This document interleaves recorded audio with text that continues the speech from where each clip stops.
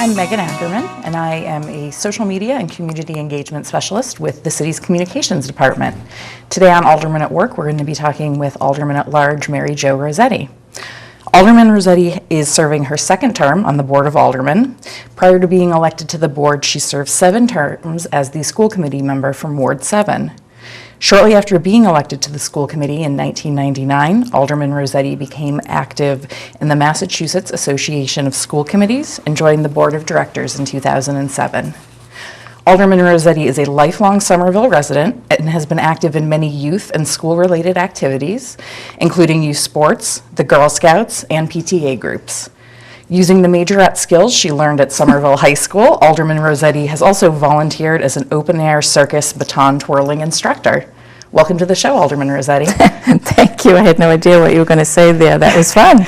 And unfortunately, it looks like you didn't bring your baton today to show us any of your skills. Maybe next time. I'm going to go back to doing that, though, because I had a great time. I only did a couple of years with open air because my time was limited, but I'm going to do it again That's sometime. a talent you don't hear a lot of folks having. That's so right. It's pretty fun.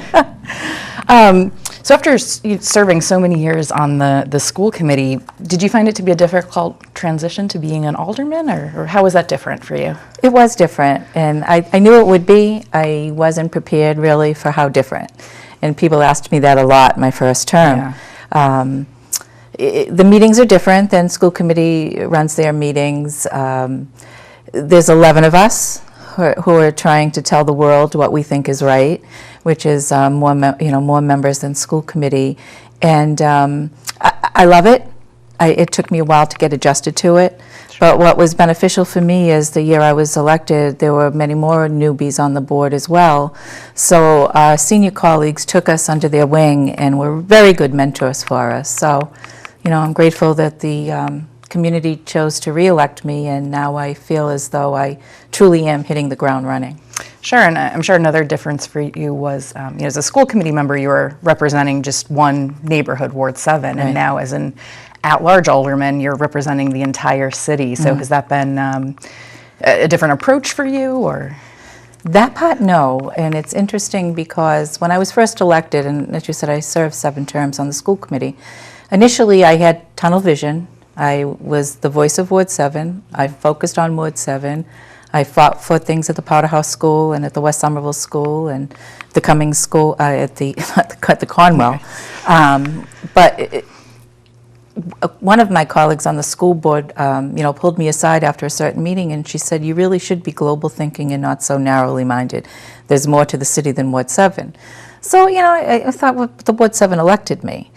So turn the clock ahead, the 6 remaining terms on school committee, and most of the school committee members I served, if not all, we were all global thinkers. We thought about everything, and we inclusively worked together. So choosing to run as alderman at large was it's difficult to run at large because Sure. it's a bigger campaign, but it didn't change my focus as to who I was advocating for. I was advocating for everybody in the city because it's about all of us. We're all in this together. And obviously all those terms on the school committee, you're still very dedicated to school and youth issues. And I know one of the big projects you've been working on currently is the planning for the future of Somerville High School, which is obviously a very large project, some big decisions for the community. And I don't know about a lot of folks, but when I visit the high school, I always kind of look around at all the great projects the students are doing, and you kind of forget that it's an old building that has some issues. So I was wondering if you could talk a little bit about what some of those issues are and why now is the time to be looking at this. It's been discussed for a number of years. Having served on the school committee, we talked about it a lot. Different portions of the building, the north wall, the $1 million north wall that everybody was afraid of crumble. You're right. Parents now that tour it and choosing high school for their students do choose Somerville High, and they're amazed when they get inside the building. A lot of the building is not visibly noticeable to the parents or the students that, it's really in bad condition. but go back to accreditation status, and every high school has to be reaccredited every 5 years, I believe it is. In this last accreditation, what it is retired superintendents come in, educational type people from outside of the city, evaluate your staff, evaluate your education plan, evaluate your structures. And one of the negative comments they gave the city of Somerville was the building of Somerville High and the need for structural repair and upkeep. And they wanted to be assured that this community and this government was focusing on a long-term plan of correcting that before it was too late. So the mayor did take that very seriously, working with the staff of the high school, and formed a committee. The school committee voted, put the high school on the list, the state chose the high school on the list, and here we are today with a very active committee, which I do serve. I represent the Board of Aldermen on. We meet twice monthly pretty much. Meetings are open to the public. We have a fantastic website through the assistance of the communication department, thank you, from the city. Very interactive. So if I could, unless you are going to give a plug to the website. We can both do it. We'll repeat it a couple times, let everyone know. It's somervillema.gov/high school. That will bring you to, and it's also on the front page of the city's webpage as a link to get to it as well. Yep. But I encourage the community to look at that. It's informative of everything we've done to date. It's informative of what we've got planned for the future, most importantly, the meetings. On our agenda, every meeting is slated for a public comment session. Mm-hmm. We want to hear from the public. Yeah. We want the public to be involved in this process. Because if we do decide to go forward and build, renovate, whatever it may be, a new high school, it's not going to be at the wish of this 13-member committee. It's going to be at the wish and hopes of the community. Right. There have been forums. There is another forum coming up. There was a forum the other evening at the high school, and there are more forums planned. Our next meeting is, I have the agenda in front of me, March 28th. We'll be having this meeting at the West Somerville Neighborhood School Cafetorium. We've been moving our meetings around the city to various school sites, trying to encourage the community to come and join us in the meeting. So I'm hoping we'll see. I don't know when this is airing, but I'm hoping the 28th is, it's before the 28th, so people will join us. Sure, and for anyone who's seeing this later, again, visit somervillema.gov/high school. There is a full meeting schedule, which includes the meeting on the 28th, as well as some more forums coming up, a youth-focused meeting, some meetings in languages other than English for our non-English speaking residents, and some ways for folks to provide feedback as well. So. And I also want to stress that this new happening is based on an education plan, an updated education plan that was devised over these past year by the superintendent, the headmaster, and many, many staff members and directors. It did come to the level of the school building committee as part of a vote of approval, but it's all about the education plan and what's in the best interest for our students today and our students coming up the ladder. So you talked a little bit about, so far some of the work that the committee has done. Mm-hmm. We could talk a little bit about, what folks are going to see over the next couple of months, how this is going to unfold. It's a specific, distinct timeline that we are in the crunch hour now, and quite honestly, that we have to do by the state calendar. If we do not submit criteria, certain forms at the due dates that the state has mandated, then we get off the list, which means we have to reapply all over again. And where we are today has taken greater than 2 years to get where we are. So what we are doing now at this point is the architect and the project manager have presented 9 plans to the committee for consideration of what would the new high school look like. We knocked 3 off the table at the last meeting temporarily. If we feel from the community that they think one of those 3 really should be in the mix, we'll bring it back in. Mm-hmm. We're down to 6 at this upcoming meeting. We're going to look closely at those 6, and I have a stack this high of homework this weekend because it's the wish of the architect that we narrow it down to 3. When we narrow it to 3, they then will create multi-page, more detailed data to give back to the committee and the community, because it is the intent that we narrow it to 1 in April, which then there'll be discussion with the Board of Aldermen and others as well as a full body. But the mayor and his administration will be recommending is awaiting the recommendation of this committee, and if he agrees, he's going to recommend to the Board of Aldermen, who will then need to look at the dollar figure, which we are looking at in the committee as well. So there'll be a lot more discussion coming down, and I just strongly encourage people, everywhere I go, I bring these flyers that our students and one of our teachers who serves on the committee created, which is very helpful.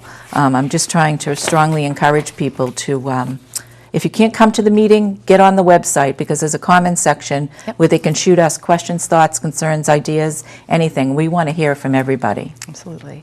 And just one more question on the high school, just because it is such a big project. You mentioned the education plan, which kind of focuses on the educational activities that will be going on in the new building. So I wonder if you could maybe just talk a little bit more for folks about what the focus is going to be on, what the changing needs are as we go forward. Well, one example, technology changes yesterday. You buy something today, it's history from yesterday. So there is a plan to make sure we do have good, detailed, long-range plan to keep up with today's technology. With the vocational, a lot of people refer to as vocational aspect of our building, there is a plan to add 5 new classes in keeping with what has been proven for job creation and outsourcing, and not outsourcing, the availability of jobs that will be in need and in demand for our students who are in elementary school today, so that when they graduate, they could have certificates, and choose to go right into the workforce if they so choose. We have terrific business partners who help mentor and guide our students in many areas of the vocational aspect. But that is one of the changes that will be happening. Of course, as I said, the staff had multiple meetings, and if this is going to move forward, when we get closer into the actual concept and design of the building, the staff will be pulled in again, because it's very important that the staff and parents play a role in the creation of the new school. We're not getting into the finite details of where is science going to be and where is Spanish going to be, and that type of detail will happen after we choose the design of the building and where we're going to put it. So just kind of looking at some of those broader categories right now. So another thing going on, as we move into spring, it becomes a very busy time in the city, lots of great events, outdoor activities, and the Board of Aldermen and in our financial department in the city are also ramping up for the annual budget process. So going into that, are there any big issues you think are going to come up this year, or kind of how are you preparing to go into these discussions and a new financial year? It's a very serious, it's a great question, and thank you. We, as the board, we wait for the mayor to present to us, and it's typically in June. And then we have night after night after night after night meetings that go till midnight, and we're meeting with every department head who will create their case to the board of why it is that they put in this particular budget. Myself, in preparation for that, what I have been doing throughout the course of this year and follow up to the vote of the budget that we voted last June that we're living now, I have been making notations along the way of observations, requests I've put in that may not have been honored, requests I hear from constituents that I don't feel as though are happening. So I'm holding my breath and waiting until I see those departments and what they have put in for their consideration of the budget. And if I don't see what the board has been requesting over and over again, or if I don't see what constituents, many are hoping to see change or increase or decrease or what it may be of, that's when I will be, saying to that department head person who's at the podium, no, go back, come back. So, our meetings, we don't have a deadline. We have a deadline we have to vote it by, but if we have to, meet till midnight, 8 nights a week, and there aren't 8 nights in a week, but the chair of finance will find a way to make it. We will. And I'm not assigned to the finance committee, so I do try to attend some of them when I'm not tied up with another committee I serve on. But I'm sure the members of the finance committee, are doing their due diligence up to the point. But we really are at the mercy of the administration, waiting for the administration to just present it to us. Then you get that in June, and you all get to start your work on that. Last year was pretty intense, and You know, as we said at the beginning, you know, this is my second term, so now I have more experience in doing the city's overall budget, and I've learned from, you know, how things were done in the past and why things need to have change. And I feel more confident going in this year of the changes I want to recommend, that I feel that I have enough data and backup to support it. You know, another issue that you have been working on and advocating very strongly on is the amount of airplane noise that comes over Somerville. Yes.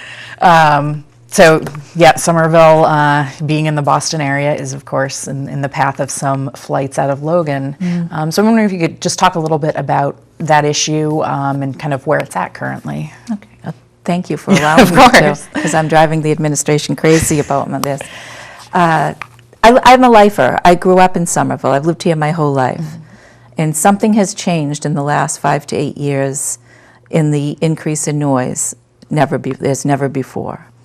So when I first became elected as an alderman, I forget how it came about. It may have been a constituent that was complaining, but I met up with Moore, who's a volunteer, God bless him, volunteers in the community, and was appointed by the mayor to represent Somerville at various commissions related to air traffic in Logan, and represents us well. And he is extremely educated in this area, and he knows I just can't let it go, my passion of this. Something has changed and it has to be fixed.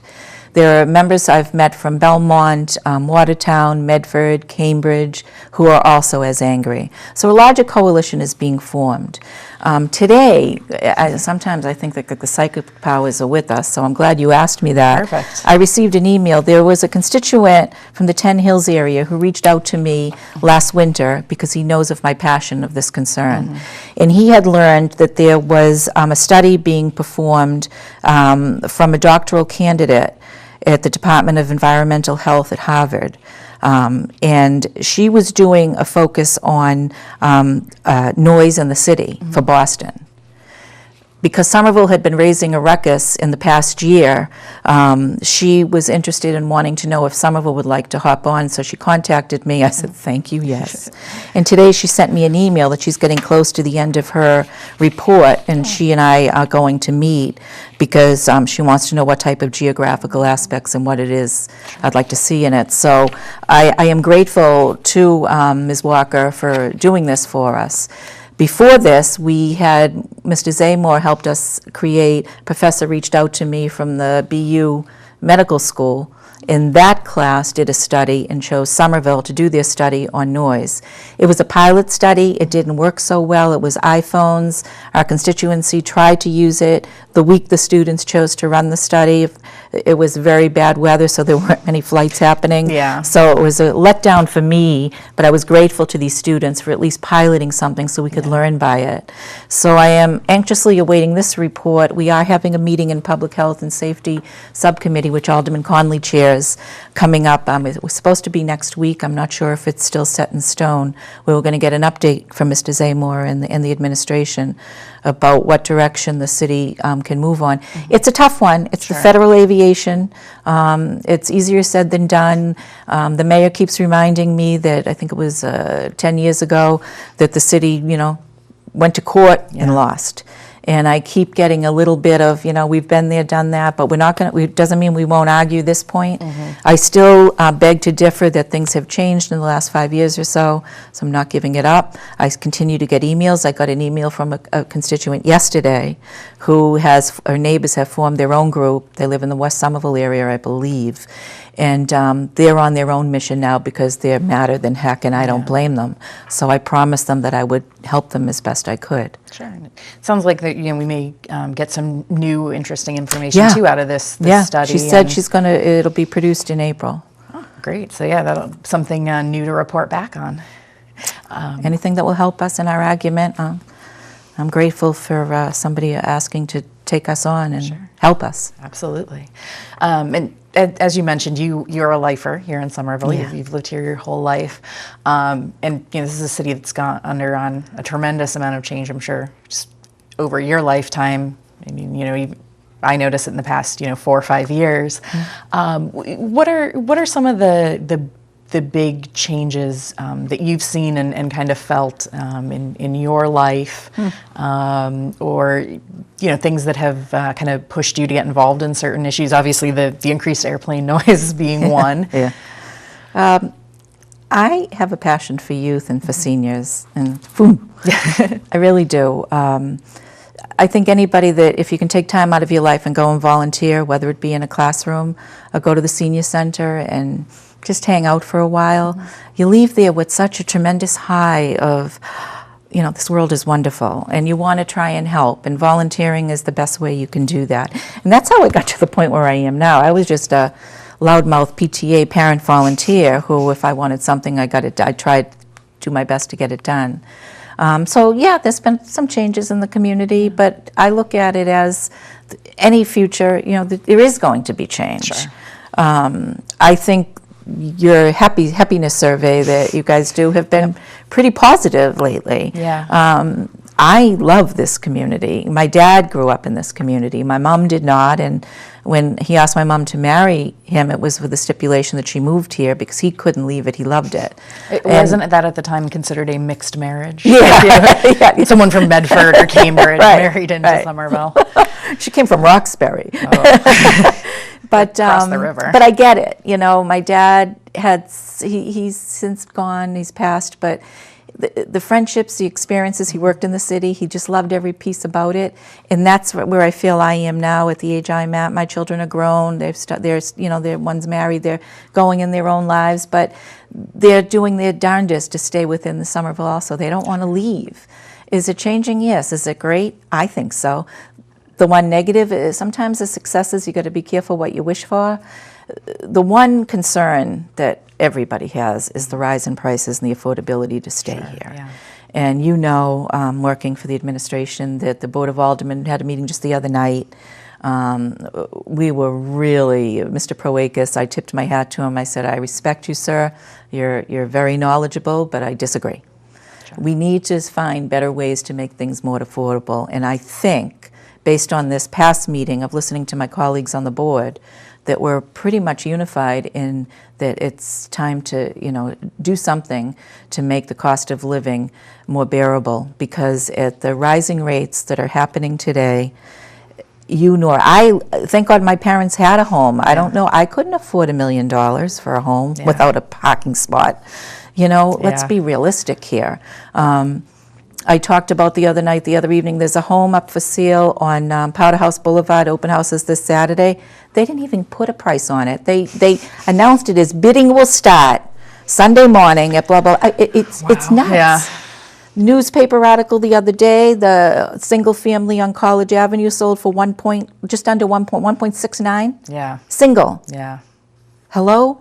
Yeah. It's, So if you want to keep pricey. families and you want to keep this wonderful school system alive that we currently have, it's time to address the cost of living here and the housing. And it is a major focus of the board right now, and I'm very happy that we've made it a major focus. Yeah, it's certainly a very complex problem It too is. that everyone's grappling But with. in my eyes, it's time to take a chance and to make a change. And I respect George Proakis and his opinion, but I differ on some of it right now. Sure.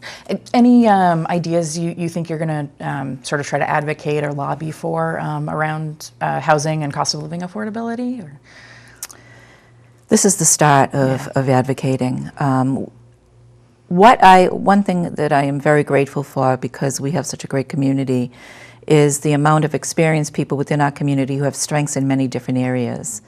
And there are some people who are architects and real estate and developers who have helped to guide me over the past 2.5 years to better understand the costs, where we are, where it's going, and where it will continue to go unless we just put a halt to some things. So I'm going to continue not only to rely on the administration's recommendations, because I take it very seriously and I read everything, as you know. Yeah. But I also take very seriously a lot of the constituency who take the time to invite me to their home, to have people gathered in a living room, to spell out in the most layman of terms what they're trying to help me to understand better. And because of people like that, I get it, more so than I ever did before. You know, paying taxes here in the city. I am proud of the fact that we are the only community in the state to have that 35% deduction. If you live in that home that you own, you get Yes. 35%, which is very, very helpful. Yeah. But there are some seniors who just don't want to raise rents on their tenants, or there are a lot of seniors who the tenants move out, they're not comfortable having a new tenant come in. They don't want to charge $3,300 a month for their apartment that they Sure. think is ridiculous, Yeah. but they're afraid to trust who can they have in there. So, you know, we need to give a lot of support to a lot of different people. Right, and since you mentioned the exemptions, I just want to mention the deadline to apply for the residential Thank you. exemption, as well as any of the statutory exemptions or an exemption from the Community Preservation Act, is coming up on April 1st. So if you are a homeowner in Somerville, that's definitely something you want to look into. All the information is on the city's website, again, somervillema.gov, so you can find out if you may be eligible to apply for some of those. Yeah, because even the senior deduction, if they volunteer within the city, it's $1,000, I believe, they get yep. forgiven. Yeah, there's some And, programs. Yeah, we keep seniors trying work. to push that to get that word out for a lot of seniors to be aware. Yep. You know, call the Council on Aging, find out what you can do, and you'll get $1,000 boosted off your tax bill. Yeah, and there are other exemptions for disabilities, Yes. widows, widowers, veterans. So a lot of options out there for folks who, you know, if they are able to take advantage of them, Yeah. can certainly help with that cost. So we're almost out of time, but just one more question. I know you were also very active in the Powder House Community School when it was a school, and now that reuse process has sort of wrapped up. But I was wondering if, you know, kind of quickly you could talk about, because I know you were also very involved in the process about the school's reuse. Yes. Just kind of catch everyone up for folks who may have been out of the loop on that. Those community meetings are extremely well attended. That's one of the best community meetings I've ever seen in a while.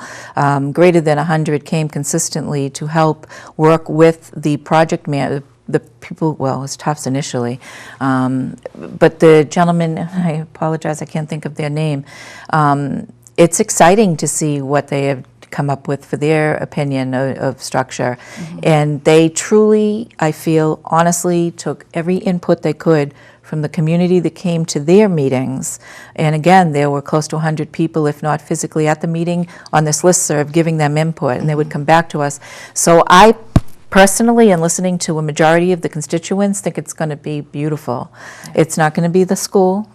I voted no to close the school. I wasn't in the affirmative to close that school, but you have to go with the flow. They are creating a good outdoor type space so that the community will be able to have a park. The bicyclists will be able to bike. The joggers will be able to still cut through to get to Holland Street. There's going to be an outdoor theater area. And then the structure of the units for living themselves, they took under their wing the artists. I think it's a beautiful design, and I'm very excited. I can't wait for them to begin, and I hope that it's a smooth process for them. They claim that they've done every finite detail they could, so there'll be no surprises for them as they move forward in redeveloping it. But there is a web page where the community, well, the planning staff, you could go through the planning page. Yep. The company itself that's building Marca. it, Marca, Yep. yeah. There's no secret. You can click on and see it. Yep. Yeah. Great, yeah, so that'll be interesting to see over the next few months. Long time coming. Yep, as that develops. So thank you very much for tuning in, and thank you, Alderman Rossetti, for joining us today. Thank you on for the Aldermen at invite. Work. Thank you.